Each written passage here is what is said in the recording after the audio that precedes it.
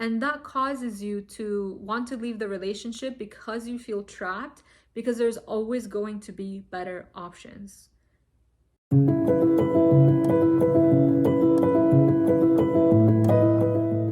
Hello and welcome back to my channel, or welcome if this is your first time here. My name is Sandra, and on this channel we talk about all things in our work, healing fearful avoidant attachments, and healing out of survival mode. For today's video, I'm going to be answering the question, why do I feel so trapped in a relationship as a fearful avoidance? And this can also apply to dismissive avoidance, because they oftentimes tend to feel trapped in relationships, and that's why they end up leaving, because they are losing that sense of freedom. So I have my notes down here, so let's get right into the video. So the first thing that I have in my notes is that we live during a time when it is so easy and we have so many options online with these dating apps to just leave the relationship that we're in, and we think there's always a better option. Like this paradox of choice, there is this concept called the paradox of choice. And that is that when you have more options, it actually becomes harder to make a decision. And a reason why you may be feeling so trapped in a relationship is because you might be thinking to yourself, well, I have so many other options. Why would I stay in this relationship? What if this person is not the one? What if we end up breaking up down the line? What if I end up changing and I don't like this person anymore? You ask yourself all of these questions, and there's always going to be more options. We live during a time now where we have access to so many people, and it is more than we've ever been exposed to before. You can literally go on an app and see hundreds of people's profiles. You can message them before you even meet them. You can even learn about them before you ever talk to them. And it seems like there's always going to be a better option. And so the reason people are having such a hard time staying in relationships, specifically fearful avoidance and dismissive avoidance, is because you think to yourself, there's always going to be more people. There's always going to be more options. And that makes it harder to make the decision to commit. And for fearful avoidance, you may feel trapped because now you've gotten to the point in a relationship where things are actually getting serious and you are connecting with this person. Fearful avoidance, oftentimes, I've said in my past videos before, if you're with an emotionally unavailable person, you're more likely to continue that relationship and not feel such an urge to break up with them and not feel as trapped because you feel in control of that connection. And I think the video that I talk about this in is why fearful avoidance feel an urge to break up, if you want to check it out. I'll also link it down below. But the reason that you as a fearful avoidant might feel trapped in a relationship is because you are scared of that connection. Is because you are scared, well, what if this person is not the one? You have also this idea of this person needs to be perfect, our relationship needs to be perfect. And when that doesn't happen, because that's not how life works, when there are pressures on the relationship, let's say you have kids, or maybe you haven't even had kids yet, but something happens in the relationship, you have an argument, a disagreement, and your first instinct is to run away. Your first instinct is, well, I mean, obviously we don't agree on everything. This is not a perfect relationship, which is one of the core wounds of the fearful avoidant. Let me just leave because I'm going to find the perfect partner and the perfect relationship, and then everything will be rainbows and butterflies, and everything is going to work out. That is oftentimes how you may view relationships as a fearful avoidant. There is this constant message on social media, in TV shows, in music, in so many different ways where we get this message that relationships need to be perfect, and that if you don't find that person that is just perfect right off the bat, which doesn't exist, that person that just understands you, that can read your mind, it's almost like this fairy tale fantasy relationship that you see even in Disney. If it's not that, then that's not what I want. That's not the person for me. And this way of viewing relationships is oftentimes why you can feel trapped in a relationship, because you're going to see very shortly that relationships are not all rainbows and butterflies. There is going to be disagreements. You are not dating yourself. You're dating another human being, and actually most people tend to pick someone who is so different from them. Funny, because I was listening to this podcast where there was this psychologist who was talking about a research paper where women were asked to pick men, and the men that they chose were so completely different from them, and those are the relationships that last the longest. A lot of the time, fearful avoidants tend to find reasons to break up, which can come up as, oh, we don't have the same hobbies, we don't have the same interests, we don't listen to the same artists. I want to break this limiting belief for you that you don't actually need to have any of the same interests, because it's not the interests that bring you together, it's the type of relationship that you have, the way that you communicate with your partner, that way that you engage with them. This is a part of what actually comes up because you think a relationship has to be perfect, and what that idea is, what you have in mind for a perfect relationship, is not always what creates a long-lasting relationship. And so when you see those parts of your partner that maybe you find annoying, that you find irritating, that no longer feel good to you, when you find those things that you don't fully agree on, it is so much easier to leave the relationship than to work through it. And with so many different options available, it is so much easier to leave a relationship than to actually work on it. With the core wound of the fearful avoidant of believing that everything has to be perfect and your partner has to be perfect, you feel so much more trapped, because then once you actually stay in the relationship long enough to see that your partner isn't perfect, to see that there are things that they do that actually annoy you, then you start to feel trapped in this relationship. Then you start to feel like, well, I have so many other options, and now I've put myself in this relationship where I need to find a reason to actually leave. I need to find all of these things like, oh, we don't have the same interests. Oh, we don't listen to the same artists. Oh, we don't have the same hobbies. Oh, this and this and that. And you start to find excuses to leave people. You start to literally have an argument about something and you think, oh, well, we don't agree on this thing. And then you just want to leave the relationship instead of actually having a conversation and discussion on how to work it out. And I'm not saying that you need to stay with someone who doesn't have the same values as you. I think one of the most important things to find in relationships is those similar values, because that is what is going to take you further long term into the relationship. And that is what is going to help you stay on common ground, even when things become difficult, even when arguments come up. Because when you have the same common values, then everything else will fall into place. You may not agree on everything, but you are still going to move forward based on those values, not based on these things that are always changing, like interests. Like my interests have changed so much over the course of my relationship. The music I listen to has changed. My looks have changed. My partner's looks have changed. You want to base your relationship on core values that are going to stay with the person as they age. You don't want to stay with the person based on their looks, your attraction level to them. I'm not saying you should not date someone you're not attracted to, but you may have gotten into a relationship with someone and you have found them attractive, but it's only when that moment of connection comes and you see that they are someone that could possibly hurt you, because you know that they love you so much and they are providing that unconditional love that you never got in the past, that you start to have these defense mechanisms of thinking, oh my God, they're not attractive. Oh my God, we need to break up. We don't have the same interests. We don't have the same hobbies. All of these things are defense mechanisms, and they are put in place to protect you. Another reason that you may feel trapped in a relationship is instant gratification, which also kind of relates to the first point. And this may not sound like it's related to this topic, but I'm going to share how it's related to this topic by the end of his point. So in today's society, there is so much instant gratification. It has become so hard for people to do hard things and get that delayed gratification. Instant gratification is you indulge in so much pleasure, you indulge in things right away, and you want to get that instant gratification, and you want to get that validation from your partner right away. You just constantly want this external pleasure from the things that you are doing. We live in a society these days where it has become hard to have a long-term lasting relationship than it is to date people constantly on a rotation. People would rather use these dating apps, which to me feels a little bit like playing a video game, or like you're kind of just playing this game where you're not actually engaging in real connection.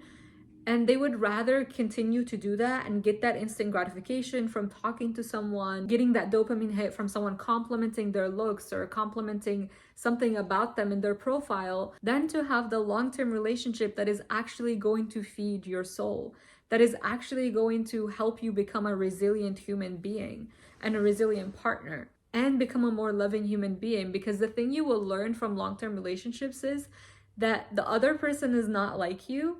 And that teaches you how to love even deeper, because it teaches you how to love unconditionally. Because it's not like, oh, my partner is not doing this for me, they're being annoying, this and this and that. And that means I need to withdraw my love. Oftentimes what has happened in your childhood is actually your parent withdrew their love whenever you did something that they didn't agree with. And maybe now you think, well, my partner is not doing something that I love. They're being annoying. My partner's getting on my nerves, and now I need to withdraw my love. We don't agree on these same things, and now I need to withdraw my love. Now I need to actually break it off. But that isn't love. Love is unconditional. And when you stay in a long-term committed relationship and you don't just play with this instant gratification that is going on right now, and you actually teach yourself to do the hard things, to have the difficult conversations, to sit in those moments where it feels so difficult, to feel that connection between you and your partner, which might feel triggering and it might not feel good because in the past your parent has betrayed that connection and they've maybe talked down to you or criticized you or didn't know how to hold space for you. Now in that moment, you have that negative association with that. And so in order to break that negative association, long-term relationships, I believe long-term relationships are the solution to fearful avoidance and healing this within the long-term relationships. I'm not saying stay in a long-term relationship and play out these toxic patterns. I am saying learn these patterns and learn how to heal them within relationship, because they were broken in relationship to another human being. They were broken in relationship with your primary caregiver, your parent. So the way to actually repair that is within a relationship, within a family system. It is not going to happen when you are constantly serially dating and you're just on these apps and you're going from one person to the next. I don't think a lot of fearful avoidance go from one person to the next. They tend to be more long-term relationship type of people. That obviously shifts based on who they're dating and what their attachment style is. And another reason you might feel trapped in a relationship is because you struggle to know what your needs are, what your boundaries are, and expressing those to your partner. As a fearful avoidant, you may not know what your needs are because you were very enmeshed in relationship with your caregiver. You were very enmeshed with your parents. You kind of went along with what they said because you had to follow their rules. You had to do what they said. You didn't really get to have feelings or needs of your own because they almost seemed like they weren't important to your caregiver, to your parent. And so now you find yourself, because you just did whatever your parent told you to do and you had to follow certain rules, now you struggle to know what your personal needs are and what your boundaries are. Even when you were younger, you weren't allowed to have your own boundaries. You had to just follow whatever your parents told you, and they almost made you feel responsible for their own feelings. Whenever they asked you maybe to do something that you didn't want to do, and then maybe you said no, they reacted negatively to that and made you feel responsible for their emotions. So now as an adult, you feel like you are responsible for other people's emotions. You struggle to even know what your own feelings are, what your own needs are, what your own boundaries are. And when you don't know those things, it is so much easier to break it off with a partner than to actually express those things. Because if you don't even know what those things are, how do you know that that's what the problem is? How do you know to express that to someone? How do you know what you actually need?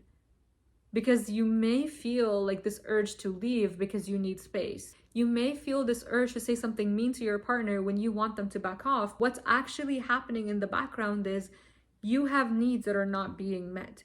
And when you're not aware of those needs, when you're not aware of what's going on internally, then you're not able to express that. And so you think, okay, well, my needs are not being met.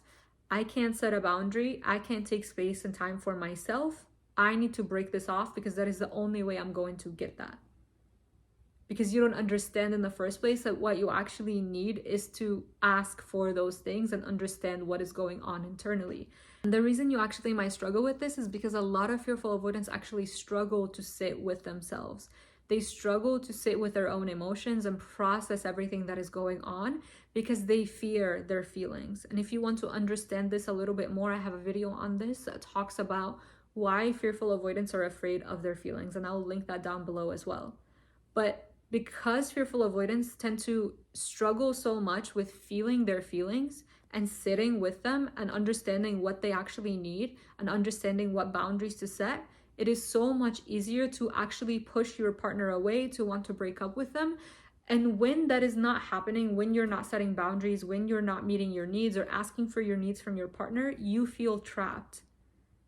But the solution is to understand those things so that you can learn to express them better, so that you don't feel trapped. Because in order to be in a relationship, you need to express those things because your partner is not a mind reader.